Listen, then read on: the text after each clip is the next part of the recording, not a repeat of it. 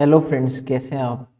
जैसा कि आप जानते हैं, हमारी ये lecture series ancient Indian history की एक बुक आर एस शर्मा पे बेस्ड है, जिसमें हमारा पर्पस है कि एंशिएंट इंडियन हिस्ट्री से जुड़े सारे कंसेप्ट हमें अच्छे से क्लियर हों और उससे जुड़ा कोई भी टॉपिक अगर हम कॉम्पिटिटिव एग्जाम में फेस करते हैं तो हम इजीली उसको हैंडल कर पाएँ।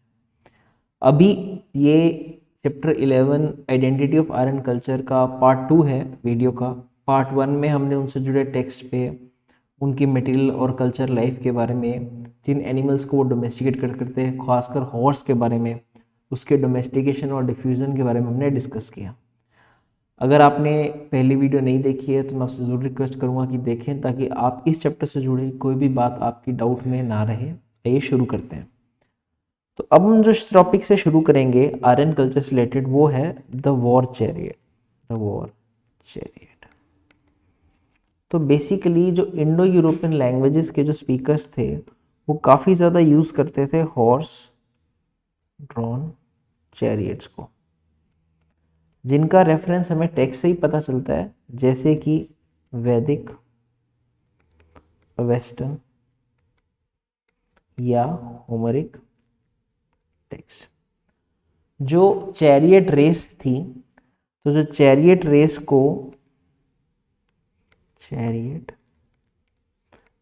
को बकायदा प्रिस्क्राइब किया गया है in the form of Vajapeya sacrifice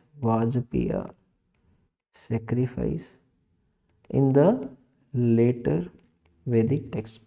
तो लेटर वैदिक टेक्स्ट में वाजपेय सेक्रीफाइस में चैरियट रेस का मेंशन मिलता है, और ये अपने आप में एक ग्रीक प्रैक्टिस भी थी, प्लस पूरी तरह डिस्क्राइब करी गई है होमर के द्वारा। ऐसा माना जाता है, ऐसा बिलीफ है, इट इज हेल्ड दैट कि जो व्हील्ड चैरियट है, इसका जो ओरिजिन हुआ वो हुआ वेस्टर्न एशिया में अराउंड 4th मिलेनियम बीसी में। इसका जो ओरिजिन है वो वेस्टर्न एशिया में हुआ, और वहां से ये पहुंचा करीब उसी टाइम में साउथ रशिया में। साउथ रशिया को हम क्या बोलते हैं? Steppes of South Russia. उसी टाइम पीरियड में अराउंड द सेम टाइम जो व्हील चैरियट है वो 4th मिलेनियम बीसी में वेस्टर्न एशिया से ओरिजिनेट होके स्टेपीज इन साउथ रशिया में भी पहुंचा। और काफ़ी ज़्यादा हमें एविडेंस मिलता है कि करीब 3000 बीसी ऑनवर्ड हमें रशिया की एक्सकवेशंस में व्हील चैरियट के बारे में पता चलता है।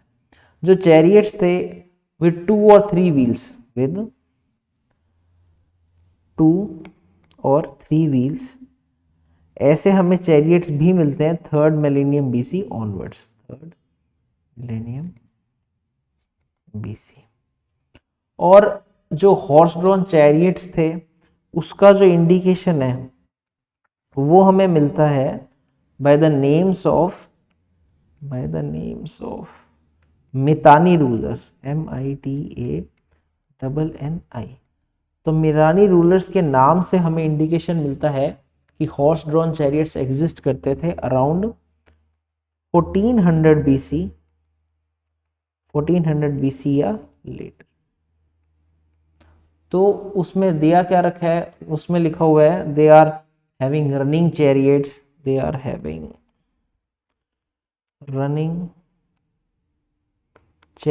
या they are facing the chariots, और दे आर हैविंग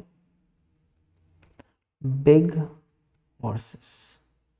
इनफैक्ट हमें इंडो ईरानियन हॉर्स ड्राइवर का भी मेंशन मिलता है। Indo Iranian horse driver. ऐसे ही एक मितानी किंग का नाम है Dasharatha.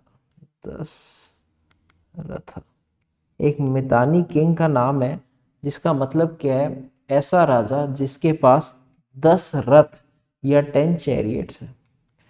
10 chariots. So person having 10 रथा और 10 चैरियट्स, ऐसा एक मितानी किंग के नाम से जुड़ा हुआ है। तो हमें चैरियट्स का significance and their association with the rulers और द किंग्स इन टेक्स्ट से अच्छे से समझ में आता है। अब जो वुडन व्हील्स थे,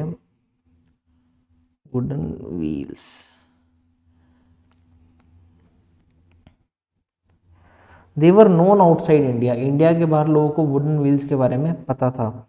पर 2000 बीसी तक ये जो वुडन व्हील्स थे ये सॉलिडली बिल्ट थे, सॉलिडली बिल्ट थे। हड़प्पन कंटेक्स्ट में अगर हम बात करें, हड़प्पन कंटेक्स्ट में बात करें तो हमें एग्जांपल क्ले व्हील्स के मिलते हैं, क्ले व्हील्स के। बट अगर इनका टाइम पीरियड हम देना चाहें तो 2500 बीसी से पहले ये नहीं हो सकता। It is around only later और अराउंड 2500 बीसी हमें हड़प्पन कॉन्टेक्स्ट में क्लेड व्हील्स मिलते हैं। फिर एग्जांपल आता है स्पोक्ड व्हील्स का, स्पोक्ड व्हील्स। ये स्पोक्ड व्हील्स होता है, एक पेरिफेरी होएगी, एक सेंट्रल में एक्सेस होएगा, उसमें वो डंडों से जुड़ा होएगा, it is a spoked wheel. जो सॉलिड व्हील होता है वो पूरा एक टुकड़ा होता है। सो आपको डिफरेंस दिख रहा है सॉलिड व्हील और स्पोक्ड व्हील के बीच में स्ट्रक्चरली क्या डिफरेंस होता है। जो स्पोक्ड व्हील्स हैं वो अपीयर होते हैं इन हिजार, HISSAR, इन ईरान। साथ में हमें कहाँ मिलते हैं, हमें मिलते हैं नॉर्थ कॉकस में, कॉकसस में। अराउंड किस टाइम पीरियड में, अराउंड 2300 बीसी में हमें स्पोक्ड व्हील्स के रिमेन्स मिलते हैं Hisar in Iran and northern caucus. जो 6 स्पोक्ड व्हील्स होते थे, 6 स्पोक्ड व्हील्ड चैरियट, ये डिपिक्ट किया गया है एक सिलिंड्रिकल सील पे, एक सिलिंड्रिकल सील पे। कहाँ पे, हिजार में। कौन से टाइम पीरियड में, अराउंड 1800 बीसी, अराउंड 1800 बीसी। ऐसा माना जाता है कि 19th सेंचुरी बीसी में, 19th सेंचुरी बीसी में हिटाइट्स ने लाइट व्हील्ड चैरियट्स यूज करे थे, किसको कॉन्कर करने के लिए, एनाटोलिया को कॉन्कर करने के लिए, एनाटोलिया को कॉन्कर करने के लिए। अब जो वॉर चैरियट्स हैं with spoked wheels, spoked wheels, ये कहाँ अपीयर होते हैं, सिंतस्था रीजन में, सिंतस्था रीजन में, जो कि कहाँ पे है, साउथ उरल एरिया में है, साउथ उरल एरिया में है। और ये कौन सी मॉडर्न कंट्री के साथ लगता है, एडजॉइनिंग कजाकिस्तान, कजाकिस्तान। 1500 बीसी तक तो, बाय 1500 बीसी जो स्पोक्ड व्हील्स थे ये कई सारे जगह मिलने लग गए नियर ईस्टर्न यूरोप और वेस्टर्न एशिया। तब तक जो स्पोक्ड व्हील्स थे 1500 बीसी तक काफ़ी स्प्रेड हो गए थे, ईस्टर्न यूरोप और वेस्टर्न एशिया में कई जगह मिलते थे। अब जो स्पोक्ड व्हील है ना तो ये हमें मिलता है हड़प्पा में और ना ही मिलता है मोहनजोदड़ो में, जहाँ पे जितने भी जो टॉय कार्ट्स थे, जो टॉय कार्ट्स मिलते हैं वो बने हुए थे सॉलिड व्हील्स के, सॉलिड व्हील्स के। वहीं हम बात करें बन वाली, जो कि हरियाणा के हिसार डिस्ट्रिक्ट में आता है, बन वाली हरियाणा के हिसार डिस्ट्रिक्ट में आता है। यहाँ पे ज़रूर हमें बात पता चलती है कि स्पोक्ड व्हील्स यूज़ होते थे, पर जो अगर टाइम पीरियड हम देना चाहें तो ये हड़प्पन की बजाय पोस्ट हड़प्पन फेज में आता है, पोस्ट हड़प्पन फेज। तो पोस्ट हड़प्पन फेज में अगर हड़प्पन पीरियड से स्टार्ट करके देखें तो हमें स्पोक्ड व्हील्स मिलते हैं इंडियन सब कॉन्टिनेंट में, कहाँ पे, बन वाली हरियाणा के अंदर। इनफैक्ट जो रिमेन्स है हॉर्स के सेकेंड मिलेनियम बीसी में, ये हमें मिलते हैं साउथ सेंट्रल एशिया में, साउथ सेंट्रल एशिया में, ईरान में और अफगानिस्तान। बकायदा 1500 बीसी तक तो, बाय 1500 बीसी जो हॉर्स और चैरियट था, हॉर्स और चैरियट था, ये रिप्रेजेंट होने लगे किर्गिजा में, अल्ताई रीजन में, मंगोलिया में पामेर माउंटेन रेंजेस में, पामेर माउंटेन रेंजेस और साउथ तजिकिस्तान, साउथ तजिकिस्तान में। अगर हम बात करें उन हॉर्स रिमेन्स की जो इंडियन सबकॉन्टिनेंट में मिलते हैं, हॉर्स रिमेन्स इन सबकॉन्टिनेंट, तो थर्ड मिलेनियम बीसी तक, थर्ड मिलेनियम बीसी तक बहुत कम हॉर्स के रिमेन्स मिलते हैं इंडियन सबकॉन्टिनेंट में, और ये जो रिमेन्स मिलते हैं ये भी डाउटफुल है, डाउटफुल नेचर के हैं। और इन्हीं रिमेन्स को थॉरोली स्टडी किया है रिचर्ड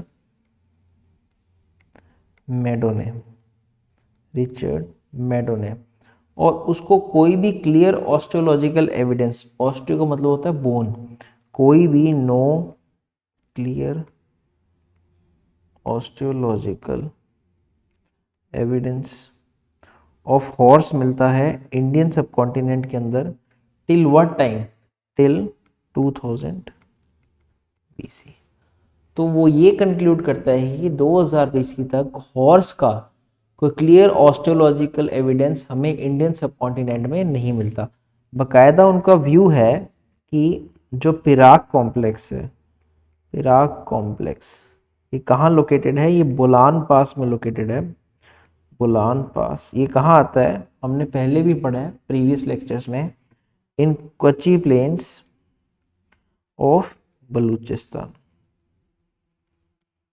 यहाँ पे हमें अर्लीस्ट एविडेंस मिलता है ट्रू हॉर्स का साउथ एशिया के अंदर, कौन से टाइम पीरियड में, around 1700 BC, around 1700 BC. In fact 1400 BC के बाद, 1400 बीसी और लेटर अगर हॉर्स के रिमेन्स की हम स्टडी करें तो जो बरियल्स थे गंधारा ग्रेव कल्चर के, कहाँ पे, स्वाट वैली में, स्वैट वैली में। ये कहाँ पे है, नॉर्थ वेस्ट फ्रंटियर प्रोविंस में है, जो कि आता है पाकिस्तान में, जो कि आता है पाकिस्तान पे। वहाँ हमें हॉर्स की एग्जिस्टेंस मिलती है, हॉर्स की एग्जिस्टेंस मिलती है नॉर्थ वेस्ट के अंदर, जिससे कि वो स्प्रेड हुआ नॉर्थ इंडिया में, यहाँ से वो नॉर्थ इंडिया में स्प्रेड हुआ हॉर्स। और इसी के साथ जो हॉर्स की बोन्स हैं वो ओवरलैपिंग लेयर्स में मिलते हैं, कौन से टाइम पीरियड के, एक तो पेंटेड ग्रेवेयर, पेंटेड ग्रेवेयर हम पहले पढ़ चुके हैं, और साथ में हड़प्पन कल्चर के, कहाँ पे, भगवानपुरा में, भगवानपुरा में। और इसको हम टाइम पीरियड देते हैं, ऑब्वियसली उसके बाद का होगा 1600 से लेके 1000 बीसी के अंदर। वहीं अगर कच्छ के एरिया की हम बात करें तो Surkotada horse from Kutch area, ये हमें लगता है ये कंटेम्प्रेरी होगा किसका, पिराक हॉर्स का, पिराक हॉर्स का। और हमने तो पढ़ा है कि पोस्ट अर्बन फेज में या लेटर फेज में हॉर्स अपीयर होता है, तो पोस्ट अर्बन फेज में, पोस्ट अर्बन फेज में हॉर्स मिलता है कहाँ पे, एक तो मोहनजोदड़ो में, हड़प्पा में, लोथल में और रोपड़ में। जो एग्जिस्टेंस है हॉर्स की, इसको रिपोर्ट नहीं किया गया। जो रीसेंट एक्सकवेशंस हुई हैं हड़प्पा की अराउंड 1986 से लेके 95 के बीच में, हालांकि कई सारी बोन्स मिली हैं एक्सकवेशन के दौरान। हड़प्पन साइट है एक इम्पॉर्टेंट, धोलावीरा, और धोलावीरा कहाँ है, जहां हमने अभी बात करी कच्छ में। तो कई सारी बोन्स मिलती हैं धोलावीरा के कच्छ एरिया में, बट इन सभी बोन्स में हॉर्स का इंडिकेशन नहीं है, हॉर्स का इंडिकेशन नहीं है। जो एग्जिस्टेंस है हॉर्स की, जो एग्जिस्टेंस है हॉर्स की लेट हड़प्पन फेज में कई सारी जगह के ऊपर ये कंसिस्टेंट रही कि जब वो अराइव हुआ हॉर्स कहाँ पे, एक तो पिराक में और स्वॉट वैली में, किस टाइम पीरियड में, 18th सेंचुरी बीसी ऑनवर्ड्स। और यहाँ से वो इम्पोर्टेंट हो गया नॉन हड़प्पन या पोस्ट हड़प्पन कल्चर्स में, नॉन हड़प्पन या पोस्ट हड़प्पन कल्चर्स में, जैसे कि पिराक, गंधारा